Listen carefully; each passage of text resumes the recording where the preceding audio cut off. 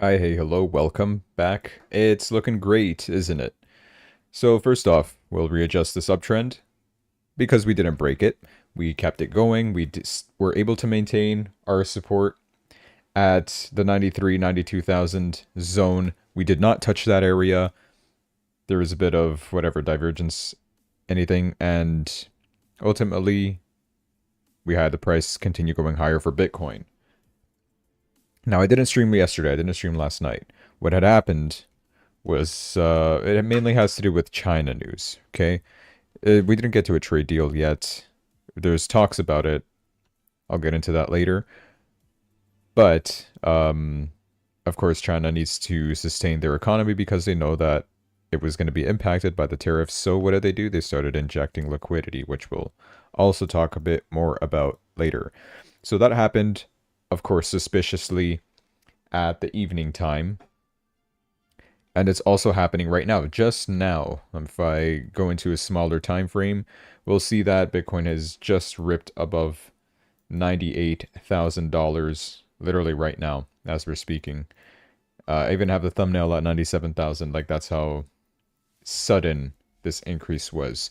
Now we're seeing a bit of a slowdown, of course, because of the first resistance, but it is a higher high, which is a good sign nonetheless. We're making higher highs, higher lows, meaning that our next target would easily be 100,000. We also had the FOMC Fed interest rate decision today. Everything was in line with expectations, and I'm sure not much new was announced either, which I will also be talking about later. But we'll get to that in a moment. We have to talk about the rest of our coins, go through our technical analysis, and then we'll get there. So yeah, this is looking really good for Bitcoin. And I'm sure this will start, pushing over towards the altcoins as well, a bit of that optimism. We did see a bit of it yesterday. Yesterday, some altcoins did pump as well. Today, we're seeing just them trying to catch up, I suppose, right? So let's get to all of that. And by the way, for this, can Bitcoin continue higher? Yes, it absolutely can, and I do think 100,000 is an easy target. First of all, we're 2% away from that. Easily can happen. RSI, we're not considered overbought yet. I think we will be once we do start hitting near this 100,000 area. Before we start seeing a bit of a reversal, seek more liquidity probably around, it could either be 98,000. Worst case scenario, this area at 96,000. I don't think it will, but I mean, I don't know, something like this can happen if you understand what I'm trying to say. And we can continue higher, right?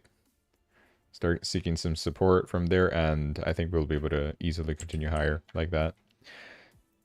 Hopefully that is the case, right? But what I'm most proud of is the uptrend that we have been maintaining, right? It did not get broken. Sure, I did have to readjust it a couple times, right? First from over here, then over here, then over here. But ultimately it's still valid, right? Super trend and 4-hour chart is still bullish. It gave us our level where we would know our zone of invalidation, which would have been around down here, 92, 93,000. But ultimately that level did not even get touched. It didn't get broken. So it's a good sign. We bounced up immediately from there. Liquidity injection is happening, and M2 money supply is working its magic as well. We know that it's going to rise for the next couple of months, so that is also a bullish signal overall. I'm going to go look at Ethereum. Ethereum has been sideways, but sideways is kind of okay in this context as we approach the uptrend over here. I do think a movement will be happening very soon for Ethereum. We have a lot of good news for Ethereum as well that we'll get into in terms of upgrades towards their blockchain. I have talked about it before, but it's official. It happened today, May 7. So we'll go into more detail about that. I got plenty of content to talk about for that, right? Currently meeting this resistance, 1,833. That's the level I have drawn. And have not been able to get past 1,872. First resistance we're meeting at 1,891. I would just want to call it 1,900 and call it a day, right? Next resistance after that is 1,950, and then the 2,000 zone as well. I don't know. It seems like we got a lot of odd resistances here. And we also have an important downtrend that must be broken for Ethereum as well. And it's kind of correlating to what we're expecting to see in terms of an alt season, right? We need Ethereum to start making higher movements as well before the rest of the altcoins really start to get their movements as well. Ethereum will be the first indicator of that, whether you like it or not. I know there's a lot of other different options people would rather purchase, like Solana, Sui, XRP, Cardano, Litecoin, which are the other coins I usually look out for. But yeah, if Ethereum doesn't move first, most of those other altcoins will probably not move either. So I think the upgrade is necessary. There's a lot of... We're at the same price as where we were since, what is it, 2017 for Ethereum. I don't even know if this chart does fully go back. It does. We're at levels we haven't seen since 2023 and 2022. Well, 2022 was worse, but we'll call it 2023. This movement is possible, right? Let's not discard the 4,000 Ethereum yet. Like, it can still happen. It has happened before. And under worse conditions as well. And let's not forget this as well, right? Even in 2021, we've been around this same level. And we still managed to hit 4,000, even higher, 4,865. And this is, we're looking at November 2021, the first occasion of our alt season. Sure, a couple things have happened, probably a bit more inflation with Ethereum, but there's a lot of better stuff out there right now. We have Ethereum ETFs, staking will be approved. We have upgrades to the blockchain, things like that. So I think there's still a chance, there's still hope for Ethereum, and ultimately we're still probably very early in terms of Ethereum here. In terms of support, obviously you have to look at the opposite side as well of things. You got to be prepared for both. Our support level is 1,750, I'd call this, right? We have our first support right over here, further reinforced by the drop that we had 6th of May yesterday, 8 o'clock a.m. It's still looking fine, right? It has not been broken, and that's our zone of invalidation if we do break below 1,734. So it's looking good for Ethereum. I think this downtrend is soon to break. The uptrend that we have currently formed is probably what's going to define the rest of this bull run. Could be the case. It's coming soon. Solana is at 148. Did not break its downtrend, so no... Oh no, I didn't. I did have to readjust this. I'll readjust it. I did move this uptrend like down over here because I wasn't sure. I knew we would have to readjust it. Seems like this is probably going to be the readjustment for it. I hope so. Does that mean we're expecting explosive movement next for Solana? Probably. Nothing confirmed yet, right? Maybe we continue choppiness. We can still hypothetically stay choppy till 138, 139 kind of zone over here. Which, if that is the case, like I said, that's why I extended this before over here. Because you can still do that, and we'll still technically be in an uptrend, right? Downtrend has officially been broken for Solana, even the long-term one. So this short-term one I'll just remove. From our all-time high, I do have this fib retracement drawn, which determines our resistance levels. But ultimately, they're kind of too far out right now. We are using one of them as a support. In terms of pivots, first resistance level is at 153. Second resistance is at 160. Works both psychologically and also in technical analysis. It's shown over there. And then we can look at, I don't think this will be too relevant for the time being. We would mainly be focused more on this Fibonacci at 171. We could call it 170 if you want to be safe with it. It's also working psychologically. So that's good for Solana. Down 0.03%, not a lot of movement. Now it's green, $148, not too bad. Let's have a look at Sui now. It's $3.38. Use the support really well. Uptrend is still far, far away. We can still... I've given the scenario before. We could see a flip in the trend to bearish if we do continue sideways or downwards. But I don't think that's going to happen, given all this... Given what we're prepared for, what's coming up next, I think my outlook is a bit more bullish for Sui in terms of we can break this and continue higher. meaning that, of course, the uptrend for the super trend would have to move along with that, right? Something like that. We'll see what happens. Still stable. It's showing it's down 1.55%, but that's not too bad at all. $3.36, still pretty good. Highest point we did ever reach upon this recovery, not ever, but it was 387. So from there, it's a 14% increase, which do not be surprised if I tell you this, but Sui can do that. It could even be in a day or 2 days, right? It can happen. So we shouldn't discard that. We're only on Wednesday. I think, yeah, today's Wednesday. So we got Thursday and Friday to continue moving upward. And there's still a chance. Look at RSI. It's in the middle, 51. Ultimately, it's anyone's game here. We can either drop that amount or break out easily. 8% up, 8% down, give or take. So we'll see what happens with Sui. We'll keep an eye on it. And probably going to be the best performing altcoin in my opinion. Compare this to XRP, has not been performing well, has stayed under this downtrend, has even formed a 4-hour super trend to be negative, breaking its uptrend from its recovery. So a new uptrend will absolutely have to be drawn given this lowest level, depending on where we find support, which for now seems to be $2.09 approximately. $2.07 is the lowest point we truly reached yesterday. Maybe we get a breakout from this, but in order to confirm any upward movement, I don't know, we could probably continue further lower for XRP. There's still some news I do have for XRP. Could be good, but depending on whatever happens with it, right? It has to do with acquisition of Circle. We'll talk more about that later. Litecoin is, it had a good pump yesterday. Crazy pump, actually, of 8% in one single 4-hour candle. So that's pretty impressive. After being at a low of $80, we did maintain this uptrend, which is good. I also, similar to what I did with Solana, just pushed this uptrend aside because I knew we would have to find a new low point to readjust it to. It seems to be like this is the low point, May 6th, 8 a.m. for most altcoins.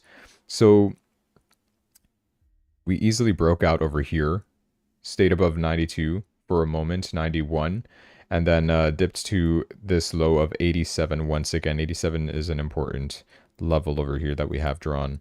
So we have recovered from there. We tried to approach this first resistance once again at 91.25, but we ultimately got rejected from that. Current price is $90 for Litecoin, and a lot of news about the ETF for Litecoin that could be coming out. Litecoin is the digital silver, so I think it does make sense for an ETF for this to come out. But it wasn't mentioned in the strategic crypto reserve that the United States is planning, or maybe they're not even planning anymore. I have not heard any updates on the crypto strategic reserve. Huge announcement they had back in March. It gave a good pump, but ultimately nothing came of it, so it was a bit disappointing in the end. The gains were immediately erased back then, but now we're on our way back up, slowly but surely. 100 is the most important level for Litecoin, in my opinion there. We'll see what happens. Cardano is 0.88% down today, although we are currently recovering little by little.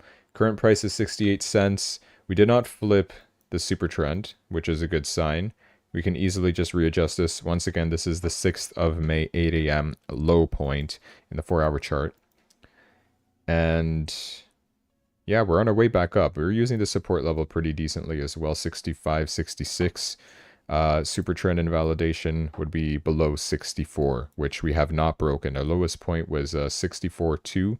We're looking anything below 64 flat, it's going to be considered a downtrend, which has not happened yet for Cardano, which is a good thing. Only bad sign I see from here is XRP and maybe even Ethereum, kind of underperforming. XRP because it has a negative super trend, not negative, but a bearish super trend.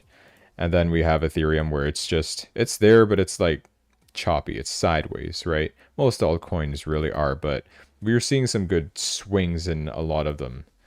Sui had a good movement toward the upside, and it's kind of, what is this, a bull flag pattern, isn't it? Like, don't they do this or something in their technical analysis? I'm not crazy, right? Who knows? Maybe I am crazy. But this is the most important level for Sui, 307. We cannot break that below. This 311 support is what's holding this to still be considered bullish for now. Although I did warn that we could see what we're seeing with XRP, this kind of thing happen if we continue a little longer. Didn't mean to draw that. Yeah, we'll see. Bitcoin kind of dropping a little. Although, no, we're back at 98. We were at 97,900. Yeah. Currently battling for that 98,000. This is a new number that we haven't seen for a while, guys. Ever since our recovery from our lowest points, we've been hitting 74,000 all the way back here. You remember this? Was I even streaming here? I probably was. But it's still good, right? Good recovery. And yeah, 100,000. It seems like it can just easily be hit at this time. There's a lot of stuff going on. All right, I keep teasing that, so let's talk about it. Of course, this is mainly driven by U.S. politics. So let's go over it over here. This is a sped up video of Donald Trump and Mark Carney meeting up at Washington. This is the Oval Office, and not a lot of stuff happened here. Bless me. So Carney spoke for 3 minutes, 18 seconds. Trump spoke for 29 minutes, 47 seconds. Should give you a general idea of what went down. It was literally just Trump talking, Mark Carney not saying much.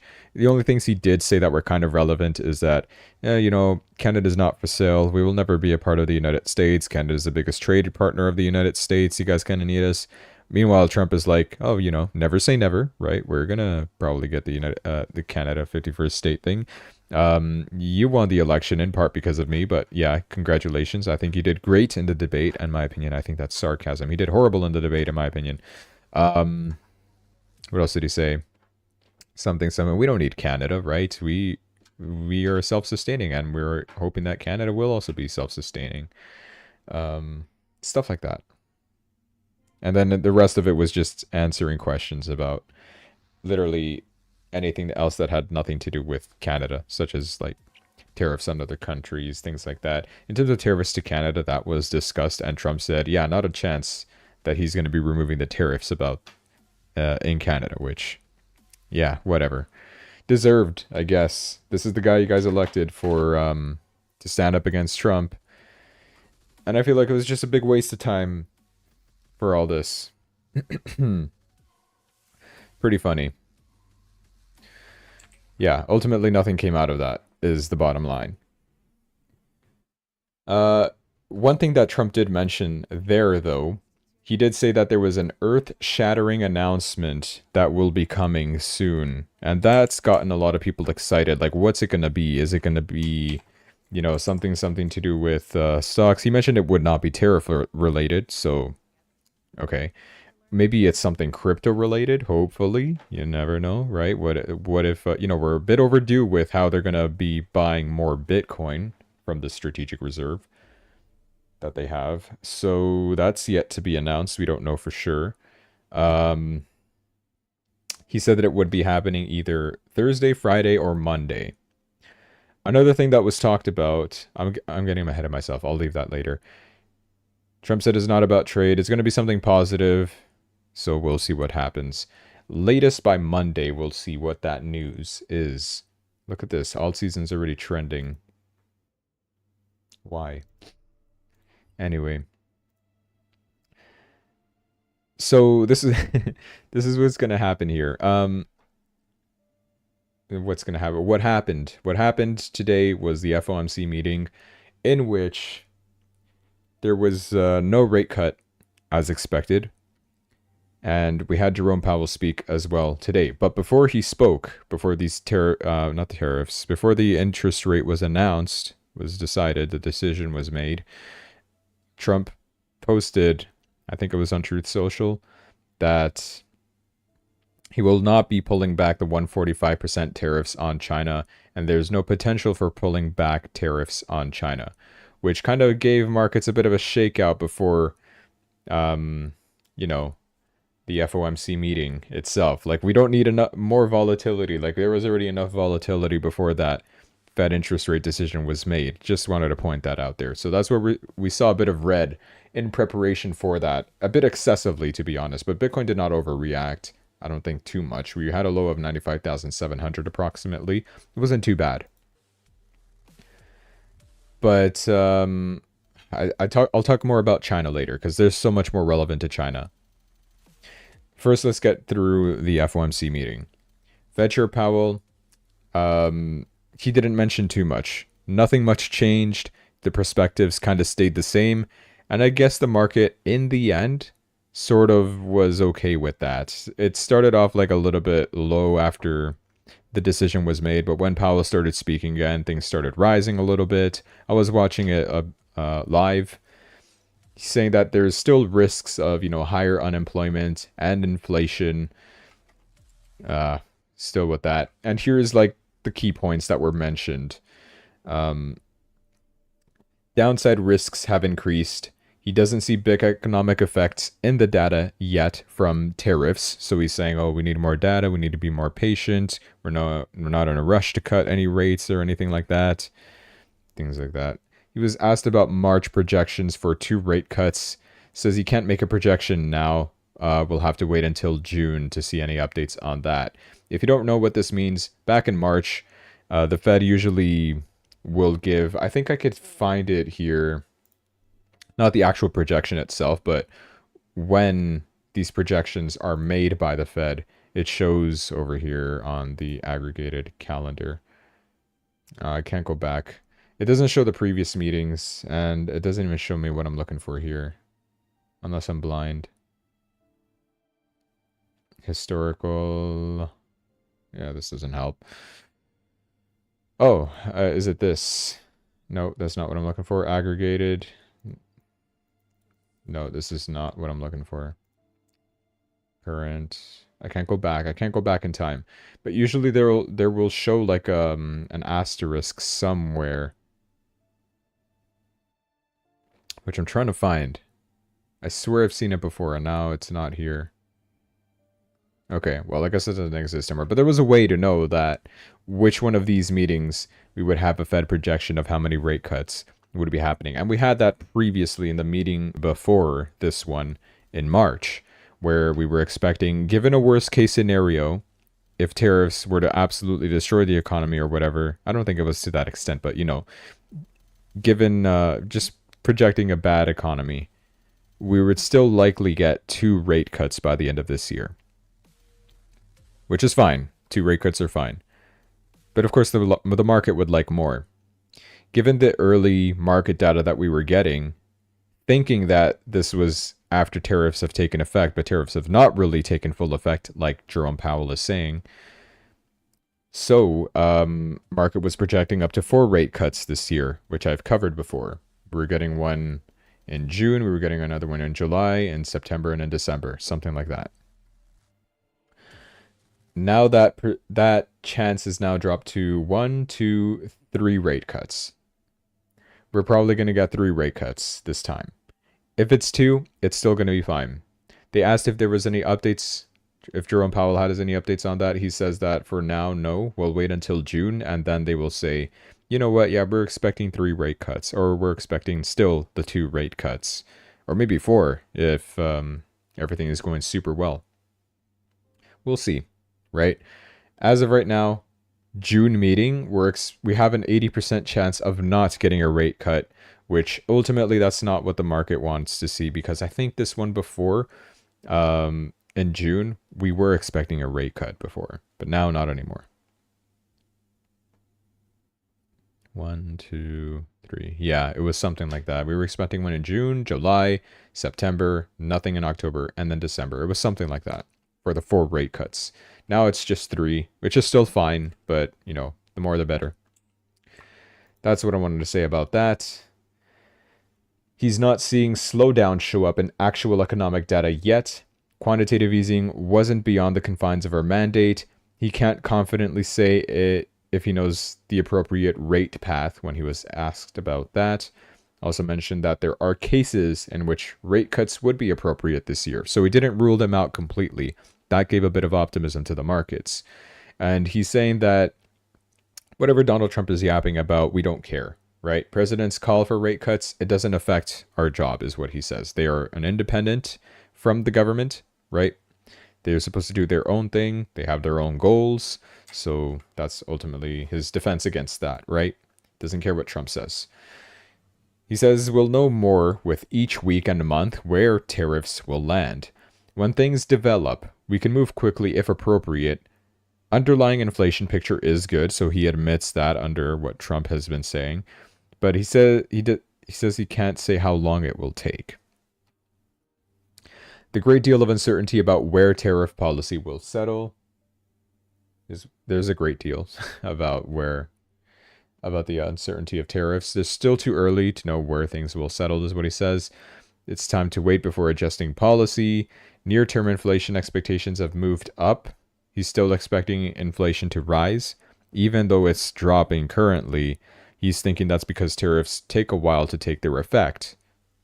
Well, we'll see about that. Only the economic data will speak for itself, and I guess that's the kind of way that Jerome Powell is trying to play this as, right? To be patient with it. I don't know if Trump mentioned anything after this meeting. I haven't checked. I probably can check. I will later. The survey respondents point to tariffs as driving up inflation expectations. That's the main thing he's scared about. He doesn't want to cut interest rates if there's some projections that these tariffs can increase inflation, because then he would have to also increase interest along with that inflation. He'd have to hike rates, which that would just devastate things, right? So it's probably better to play it safe, is what he's saying. Tariffs so far are significantly better than expected. He does admit that as well, giving that to Trump. So good. It's pretty good. We continue to expect the Fed rate cut by July, as outlined by this chart. 80% chance, 82% chance we get a rate cut in July 30. Very long time from now, but hey, if we're above 100,000 by then, which at this rate, yeah, we absolutely will be, that'll just push things a little higher, and that's a good thing. Although market reacts like right now. We don't wait until July, when we know we're going to get a rate cut, an 82% chance that we will, to start reacting to that. Like, we'll react to that right now. And that's what we're seeing currently with the markets, right? The rise in it. But there's more stuff to this. I promised I would look up Trump, Truth Social. There's an account that reposts all this Truth Social posts, because I don't even know if I can access Truth Social. Oh my gosh, he's posting every minute of the day. Great progress. No tax on tips. Pleased to announce Dr. Casey Martin's fentanyl 6 hours ago. Yeah, it would have been around this time. Election interfering. 60 minutes interview with Kamala Harris. Okay, that's... Okay. Proclamation officially designating May 8th as Victory Day for World War II. That's cool. And yeah, there was no post about Fed interest rates. Nothing about Jerome Powell. He's chilled his stance on Jerome Powell, it seems like. Unless I'm missing something. News conference tomorrow, 10 a.m. if you're interested. Major trade deal with representatives of a big and highly respected country, the first of many. Okay, that's pretty cool. Could also be part of the reason why markets are rising. Because we want to see this, right? We want to see countries get to trade deals, right? And this is one thing that Trump also did mention when he was speaking with Mark Carney, is that we don't have to make deals with the countries. The countries have to come to us to make the deals, right? Because they're the ones that can't live without the United States. Everybody wants a bit of the cake of the United States, like a piece of their market share, right? Because we have the biggest market in the world. So everybody wants to be selling toward the United States. But if they're going to be tariffed, they got to do something, right? And he said, like, if it was up to him, you could get like 100 or some crazy amount of number of countries immediately today to reach a trade deal, because that's all of these countries are already requesting trade deals.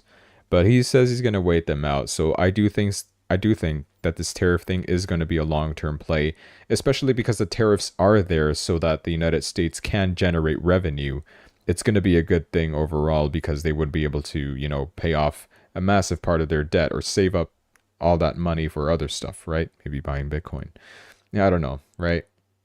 He's ultimately also trying to get rid of income taxes, right? That's been talked about a little bit over here. So, what does it even say? His biggest tax cut for middle class. Does it say when? Doesn't say when. Okay. Whatever.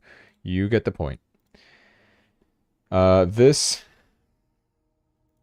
I also want to know what this means. The Fed apparently just spent $20 billion on 3-year bonds, their largest single-day purchase since 2021. They're injecting liquidity instead of cutting rates to avoid panic. I did want to read into this a little bit. This is Grok explanation. The claim suggests the Federal Reserve bought $20 billion in 3-year bonds, possibly to add liquidity to the economy without cutting interest rates, aiming to avoid market panic. It could also increase money supply, to money supply increasing, potentially supporting economic activity. For Bitcoin, it might boost its appeal as an inflation hedge, though effects vary. However, evidence is unclear as recent data doesn't confirm such a purchase, and it may be routine Fed operations, not a major policy shift. So still be cautious with that, but that's interesting. A lot of liquidity injection. We know that the money printers are coming. It's inevitable. I've talked about it before. Every path leads to that money printer, whether it is from the United States or from China. And we will talk about China soon. First, I do have to cover more crypto news. Bit spooky stuff, or maybe not spooky, who knows? There's 2 long dormant Silk Road linked wallets from 2013 that have just moved 3,421 Bitcoins, which is worth $322 million, which is their first transactions in over a decade. Do we know from who owns this? I'm assuming it's from the US government. And also, if you don't know, Silk Road was a notorious, they're calling it dark net. What do you call it? Dark web marketplace, which was shut down in 2013. FBI seized the assets. Ross Ulbricht was in prison for it, but he got freed by Trump. It was dormant for over a decade, signaling potential activity from early adopters or former operators like Ross Ulbricht, who was pardoned in January 2025. Maybe it is Ross. That's what a lot of people are saying. Ross. Is it Ross? The movement of such large, historically significant Bitcoin holdings often raises market concerns about price volatility. Because, yeah, what are you moving this $322 million in Bitcoin for, right? Probably to sell it, cash out. Could be. Or, I mean, I don't know. I wouldn't cash out my Bitcoins right now. I'd still wait. I know this will absolutely go much higher. So, I don't even know. 300 million is 300 million. If you really want that and just retire your life, go for it, right? It'll crash the price just a little bit, not too much. It won't be that effective. Bitcoin's what is it, $2 trillion market cap? Michael Saylor apparently said it's going to reach $200 trillion market cap. I don't know about that. I mean, eventually it will, right? But it's going to take a very long time. It's not going to happen this cycle. Not even the next cycle.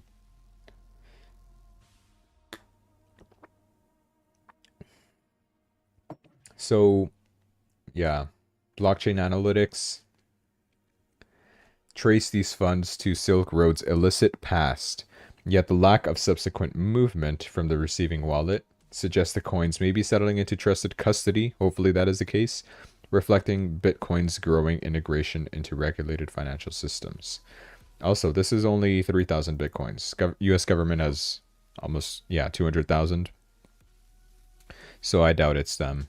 It's probably Ross, is what a lot of people are saying. Sure, we'll see. This one's also interesting. Arizona governor has officially signed laws to establish a Bitcoin reserve fund. It's like pick a side at this point. We had where does it say here? Katie Hobbs vetoed the Bitcoin Strategic Reserve Bill, saying that, oh, she's too scared to have people invest in an unsafe asset like Bitcoin or something like that was their explanation for it. So it didn't get approved, but now they're doing this. Arizona's new law signed today by Representative Jeff Weininger, that's scary, establishes a Bitcoin reserve fund, allowing the state to hold unclaimed digital assets like Bitcoin, marking a pioneering move in state-level cryptocurrency adoption. This is good overall, but it's like, what are you doing? You just vetoed the strategic reserve bill, so it's like, what are you trying to do? And it's literally this. Didn't she veto saying it was an untested investment? Literally that. Oh well, we'll see what happens with Arizona. Still pretty fine.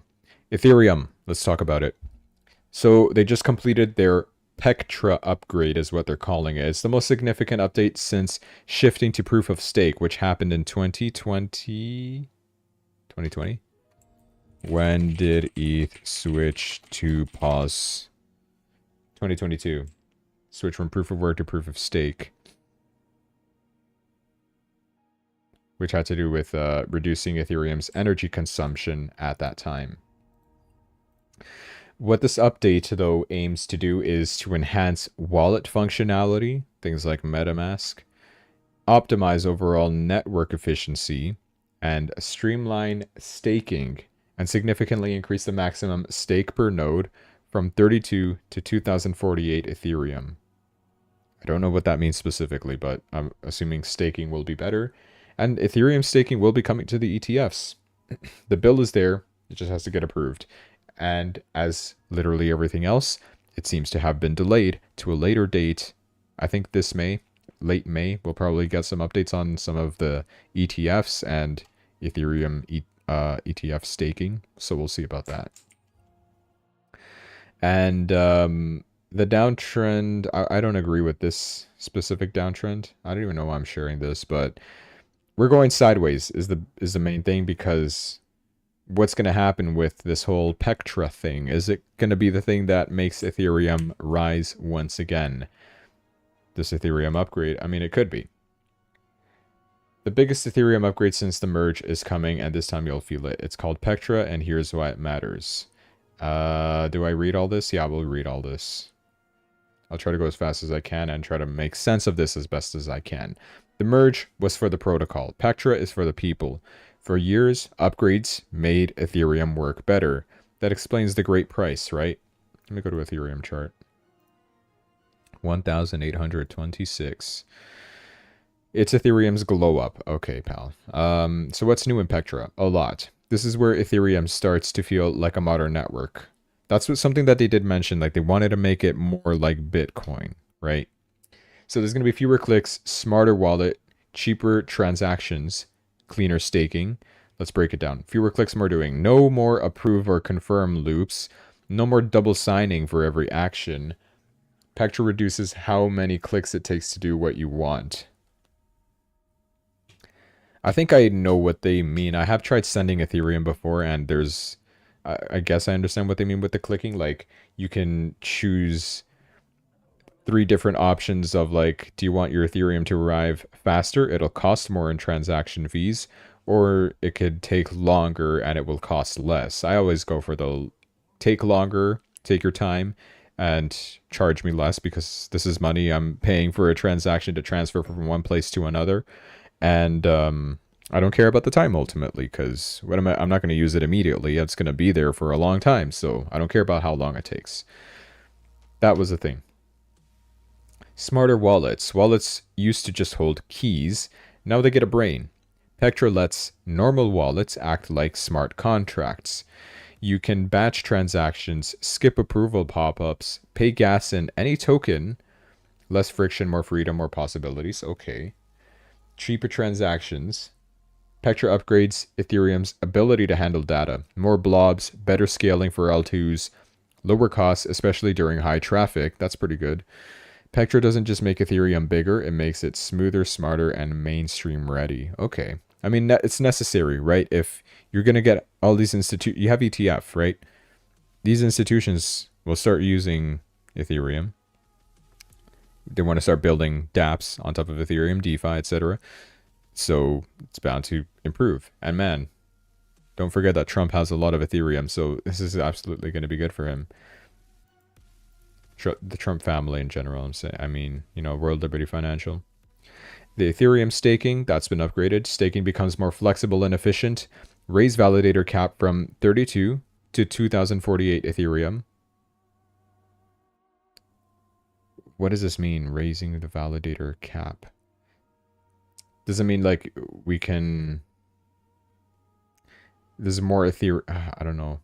Faster deposit recognition, smart contract enabled withdrawals, so there's less overhead and more control for validators and stakers. I guess you're increasing the capacity to do things quicker, I'm assuming is what that means. I have to research it a bit more. Unlocking $490 billion of potential. Ethereum already secures $490 billion in assets. What do you mean? Is that like the market cap? I doubt that's the market cap. 490 billion. This is 200 billion. What do you mean? But too often, that value sits locked behind clunky user experience. Pectra changes that. It makes those assets easier to move, use, and experience. Upgrading a decentralized network that secures billions is like swapping an airplane engine mid-flight. It takes hundreds of devs and years of work with dozens of teams working as one, and Pectra is proof that Ethereum moves, and it moves together. And this time it moves for you. Pectra is Ethereum remembering what it's for. Not just for resilience, not just for scale, for users, for the world. If you want to learn more, here's more. The merge channel, how the protocol... the merge changed how the protocol works. And Pectra changes how Ethereum feels. This isn't just another upgrade, it's a turning point. It's the next era of Ethereum beginning now. That's cool, finally. I mean, this was something that we kind of did ask for a very long time. We were begging Vitalik, please do something about Ethereum. It's dying. You keep going to these weird places and doing goofy things and talking about communism and hanging out with girls, e-girls. Come on, we need you back for the crypto bros. And it seems like he did come back. The devs actually did something to improve the blockchain, so good for them. There's a bit more detail over here. The Ethereum Pectra upgrade, it's already live, by the way. Coinbase has re-enabled sending, receiving, and staking Ethereum, so they've already got that update going. What does this mean? They're saying that at network level, validators with auto-compounding rewards and a 2048 Ethereum max EB can be created. Withdrawals can also be made through the EL, what does that mean? Come on. Okay, what is ETH max EB, was that? Max EB refers to maximum effective balance of a validator's stake. The current max EB is 32. That is a lie. Fix that AI. It's now 2048. Did not know that there is an upgrade. Here's Coinbase talking about that same thing. Validator's maximum effective balance is a key role in Ethereum's booming validator ecosystem. So yeah, it has to do with validation. And what is EL? ETH EL. Okay. Yeah, great, thanks. That doesn't answer my question. AI, guys, it's great. We're going to talk about this whole AI and Google thing later on as well. Deserved Google drop, by the way. We'll talk about that later. We're going to talk about so much stuff. Okay, things we still have to talk about is China, India-Pakistan conflict, and Apple, Google, AI. Talk about that. And GTA. I have some GTA news. I think you already know what it is. But there's more to it that relates to crypto. Yeah, so that's going live on Coinbase. Coinbase is also doing some partnerships with Riot Games. The exclusive crypto partner for Riot Games is global League of Legends and Valorant esports events, bringing blockchain rewards to enhance fan experiences. That'll be interesting to see. More use cases for crypto, that is overall good. Let's talk a bit more about... Okay, this is about Ripple. I also did mention I did have to talk about this, so let's read all this. Ripple is trying to buy Circle, but that remains an unconfirmed rumor. Let's set the skepticism aside and imagine it actually went down. I did talk about this before, right? They wanted to buy Circle, USDC, Ripple. Um, so for their stablecoin mainly, right? They changed their offer from 5 billion to 20 billion, I think it was something like that. Here's the motive. Ripple's stablecoin, RLUSD, which exists, it's tiny. It has $300 million in market cap, I'm assuming, compared to Circle, USDC, having $61 billion in market cap. Am I understanding this correctly? Yeah, 61 billion. Buying Circle would instantly hand Ripple a dominant regulated stablecoin and institutional client base, aligning perfectly with its payments and tokenization strategy. That makes sense, right? RLUSD, is that 300 million? Oh, this should be way down here then. Oh, not even top 100. That is RIP. 300. Okay, RLUSD. Why am I searching for this like this manually? I should just type it up. USDD. Yeah, there's a lot of other stuff.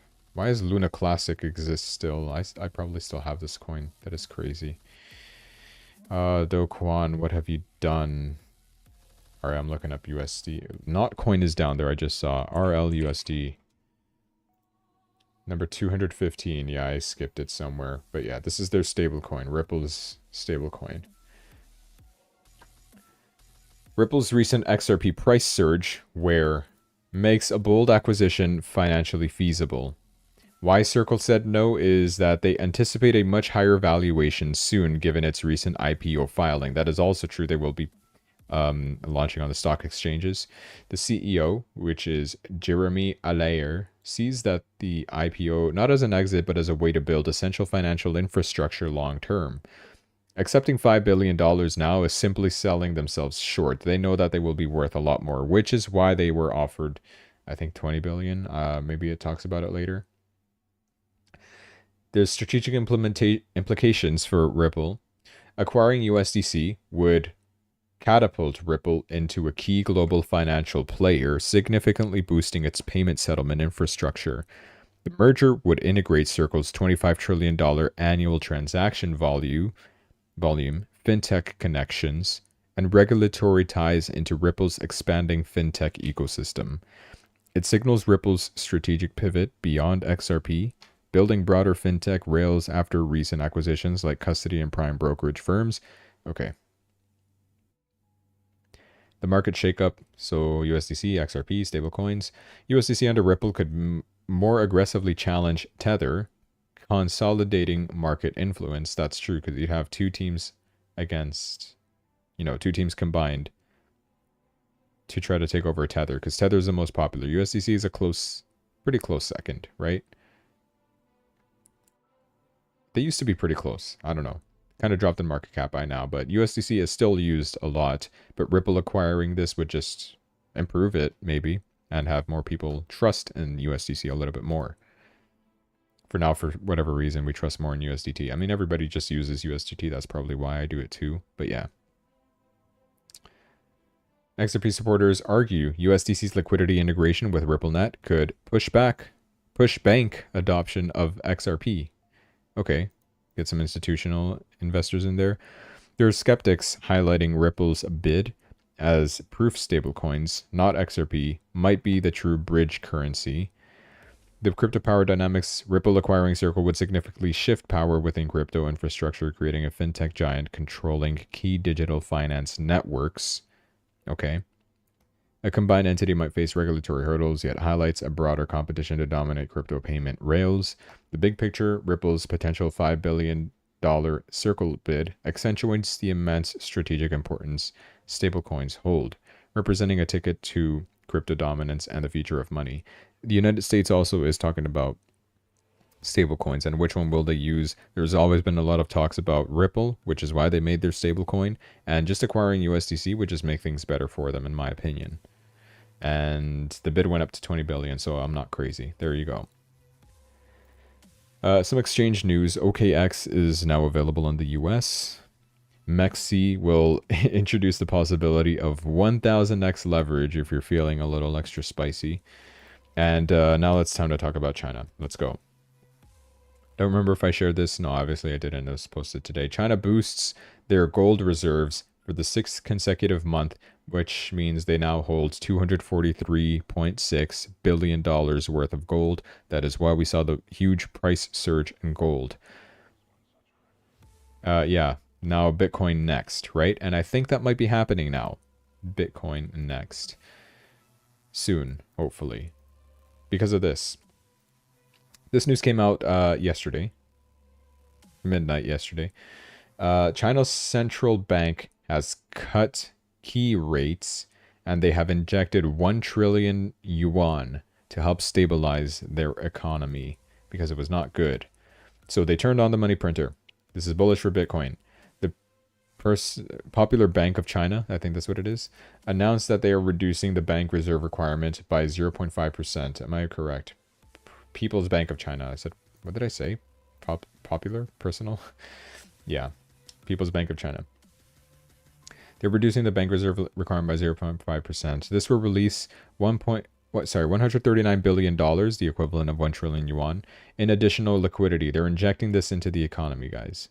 The central bank also cut its key policy rate by 0.1%, which further eases credit conditions. Given the increasingly uncertain macro backdrop, this additional liquidity is likely to flow into safe haven assets, which would be gold and digital gold. Thanks to this, we saw M2 money supply continue to making new all-time highs. We saw what the Fed is doing in the United States. We're seeing what China is doing. This just keeps on going higher, and it just looks even better because each time we're making new all-time highs for the global M2, like we're already, I mentioned this already, the offsets are whatever, but by August, we'll still be making all-time highs with Bitcoin. At least that's what we're expecting here. Hopefully so. And given this chart correlation with 86-day offset, that's almost 200,000, 190,000 almost. If we follow this 1-to-1, obviously it's not going to be 1-to-1. It's going to be different. I'm getting a spam call. I'm getting numbers from UK, London. Guys, if you're from London, leave me alone. Yeah. All right. That's cool. We're expected to continue to go higher. And man, the chart just matches so beautifully. This is another thing that I wanted to talk about in terms of China and US. Scott Bessent, US Treasury Secretary, said that trade deals could be finalized as soon as this week. And what he is referring to is talks with China. The first talks with China, it's official. It's going to happen, I think it's either Saturday or Sunday. I'm pretty sure it's Saturday. I don't have the news on that here. I don't want to look it up. It's just trust me. I'll probably find the sources later on. But it's going to happen. And that is also what brought some optimism back into the markets, right? The fact that, okay, US and China will finally start sitting down. It's usually been a thing of, you know, Trump says something, Xi Jinping says something like, oh, we're not in a trade talk, but Trump says, oh yeah, we're definitely in a trade talk. And then Chinese officials are like, no, we have actually not even been contacted or contacting the United States either. So it's like, okay, what is even going on? But now we got official confirmation that yes, it will be happening. But there's still, of course, let's talk a bit about global conflicts over here. And this is a bit of a segue into what we're going to talk about with what's happening with India and Pakistan. First of all, China.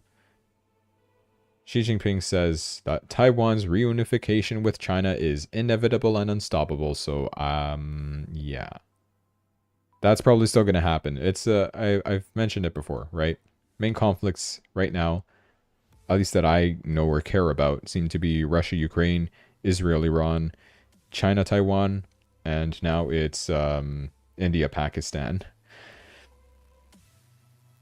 This is why China wants to take over Taiwan. I am interested in this. I'll read this. China's interest in Taiwan stems from historical and strategic reasons. Historically, China views Taiwan as part of its territory since ancient times, a claim reinforced after the Chinese Civil War when the nationalist government retreated to Taiwan. Politically, reunification is seen as vital for national sovereignty and the Communist Party's legitimacy. Strategically, Taiwan's location in the first island chain offers military advantages, enhancing China's power projection in the Pacific. Economically, Taiwan Semiconductor, that's the main reason why I think the United States protects Taiwan. Taiwan Semiconductor. It's crucial for global supply chains, making it a valuable asset. However, Taiwan resists, valuing its democratic identity and fearing loss of autonomy, with strong international support, particularly from the US, complicating the issue. If China does invade Taiwan, US will get involved. India, Pakistan, I don't think the US will get involved in that. Maybe they will. Maybe, I'm pretty sure we'll probably be more on India's side of things, I think. It's also a bit of an issue with Taiwan, and I think I have talked about this before, where, if Taiwan, of course, they have a lot of tariffs on the United States, and it's like, okay, well, why is the United States defending Taiwan then? It's because of the semiconductor business. If they give that up, if they move that over to the United States, then, the businesses in the United States, which is what Trump wants, by the way. He wants businesses to come into the United States and start building there, create more jobs for American people. But once that is out of Taiwan, like what's in it for us to defend Taiwan, other than like diplomatic relations or whatever you want to call it? Yeah, that's the issue there. And it's happened. It's official. India has officially started bombing Pakistan, and Pakistan has now vowed to retaliate. The Indian-Pakistani war has officially started. They're doing that meme where it's like, we don't like your kind here, and it's the same person, just with a different flag. I don't know what to think about it, but you know why it started is because of the terrorist attack. It's like their little October 7th, if you will, on why they started doing this retaliatory attack. Why India is attacking Pakistan now, because some Pakistani terrorists killed a couple of Hindu people in some land. Yeah. Oh well, we'll see. Google, let's talk about that. They extended their losses. They had a drop of over 9% today, as Apple is now exploring the possibility of adding AI to its browser searches. And it comes with this whole theme of, oh, AI is going to replace Google searches now. And it kind of already is, right? You have people on Twitter just saying, like, oh, just Grok it instead of just Google it, right? Or a lot of people using ChatGPT for their own stuff, or literally a bunch of other AI companies to facilitate their searches. Like this time you could, literally what I just read you with the whole China-Taiwan history thing, instead of me looking it up on Google and trying to find a web page that talks about it and getting a million ads, you could just type it in Grok, like, hey, why does China want to invade Taiwan? Here's why. Boom. There you go. You're informed. It's making research a little bit easier in that sense. And even if you just look anything up in Google now, you get that Gemini AI assistant there. So they're trying to already do their own AI thing. But of course, it's not perfect, right? Now, Apple is kind of replacing Google search with AI at this point. They don't have their own AI yet, so I don't know which one they will be doing. Let me look at their stock for Google. I think it dropped a lot. And I bought a dip. I bought the dip because I still think Google will be good. There we go. One green candle. Bit of rejection from 148. I think I purchased at 150. I'm not going to lie. I don't have the details of what my purchase is. Yes, I do have some other positions a little bit higher, which I could have taken profit from, but I just didn't. I was a greedy little boy. But yeah, whatever. I closed the wrong tab. Here, let's talk about this. GTA 6 trailer just dropped, the second trailer. I talked about a bit before that it got delayed till next year, May 26, I think, 2026. Which upset a lot of people, and also, Take-Two Interactive? Is it T2? Yes, I somehow memorized that. It had a drop like this from 2nd of May once that delay got announced. And now that the second trailer came out yesterday, I think it was, we had a good increase, slow increase back up to where we were. until just now we just started dropping once again. I don't know if there's any specific reason. It just has to do with other stuff as well. Because, okay, now we just gotta wait until that day happens, right? Yeah, it's gonna be a long time. 2026, one whole year for a game. People are saying it looks great. I agree. I've seen the trailers. It does look pretty alright. I'm not gonna play it though. Like, I don't even have time to do that. But the main talking point that some people have about it is, will there be crypto payments in the game? That's what it relates to this this whole crypto industry, right? Maybe we'll get some of that action in there too. More adoption is good for crypto, so that'll be great. Last bit of news is we might start getting thumbs up and thumbs down button, dislike buttons on Twitter posts, which I think will be great. I liked Twitter. I mean, I liked dislike buttons, especially on YouTube, as some people also mention over here. And is it true? It's partially true. Started rolling out a downvote button, mainly for replies, but not available to all users yet. It's still in testing, so nothing's been confirmed or announced officially. But that'll be pretty cool. I do want to see what we have for top gainers today. Seems to be 8 US stacks is up. Pi is up as well, 6%. None of these other coins I really care about. Pepe is up. What's Pepe doing? I have not even checked it in a long time. Pepe, please let me type. OAO. Pepe, pep. Oh, they put the zeros in the way. Okay, it's worth a 0.8. I'll try to remember. 0.8. What was the lowest point? 4, 5. 0.5. Eh, it's not too bad. I remember this being at worth 0.20 though. Like 1 0 and then there's so many zeros in here, but if this was 8 units, we'll call it, it used to be worth 20. I think even 30 or 40, or unless I'm just completely wrong. What was this? No, 28, almost 30. And then we have no more history back then. Yeah. Hey, if meme coins do come back, it's probably a good buy. What is that potential looking like? Oh, big potential.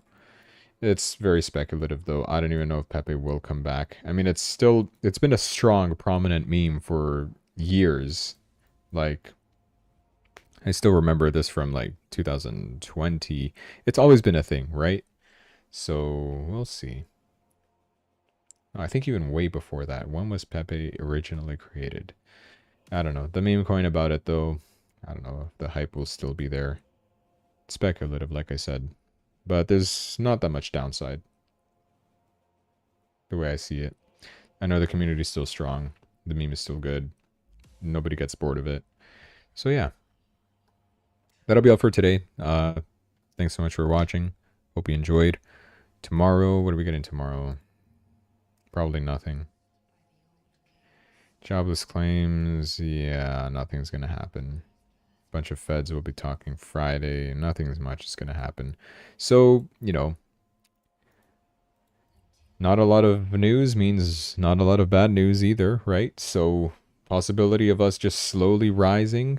We're getting a lot of liquidity injections, like I said. So, my view from here on out is positive for now. We're getting trade talks. The only thing that could be bringing it down is India-Pakistan conflict, but really we're not seeing a crash as significant as we have seen for Israel, Palestine, whatever war that has ever happened before. Like, we were looking at drops like this. Like, we were down here for most of those conflicts, right?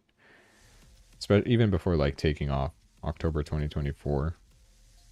Just had one last dip until we started rising. Yep. Alright, cool. That'll be all then. Thanks for watching.